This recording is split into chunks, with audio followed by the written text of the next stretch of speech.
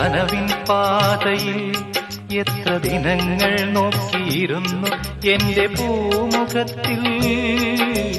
ചേക്കേറാനെത്തിയിടുന്നൊരു ചൈത്രമാസ പൈങ്കിളിയെപ്പോലെ